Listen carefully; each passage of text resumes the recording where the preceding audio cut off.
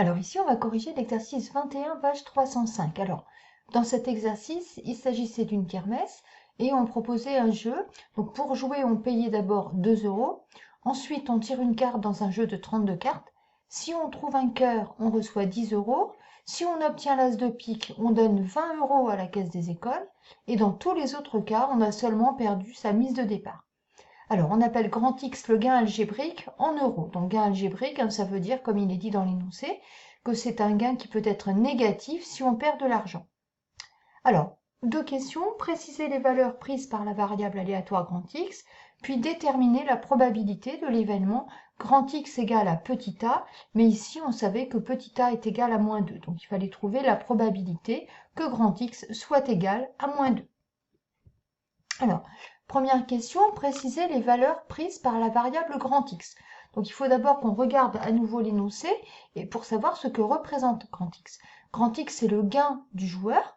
Donc, grand X va pouvoir prendre comme valeur, eh bien déjà, 8 €, puisque si la carte tirée est un cœur, le gain est égal à 10 €, mais on a payé 2 € de mise. Donc, finalement, on aura gagné 8 €.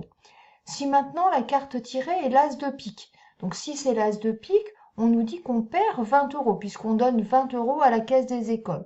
Donc on perd 20 €, on a déjà donné 2 € pour pouvoir jouer, donc au final on a perdu 22 €. Donc le gain sera de moins 22 €. Et enfin dans tous les autres cas, eh bien on ne gagne rien, on ne perd rien si ce n'est la mise, donc finalement le gain sera égal à moins 2 €.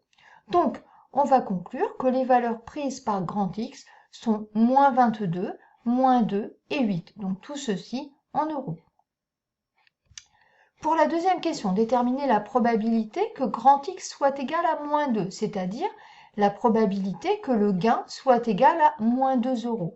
Donc on a vu que le gain était égal à moins 2 € dans tous les autres cas, c'est-à-dire lorsque la carte tirée n'est pas un cœur ni l'as de pique.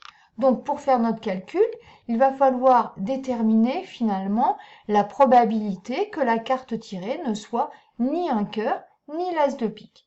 Donc comme on suppose que le jeu n'est pas truqué, donc c'est un jeu de 32 cartes, donc on est en situation d'équiprobabilité.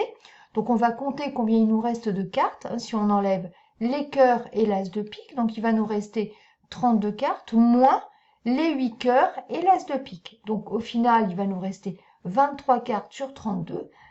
Donc la probabilité de tirer une carte qui ne soit ni un cœur ni l'as de pique est égale à 23 sur 32, c'est-à-dire que la probabilité de l'événement grand X égale à moins 2 est égale à 23 sur 32.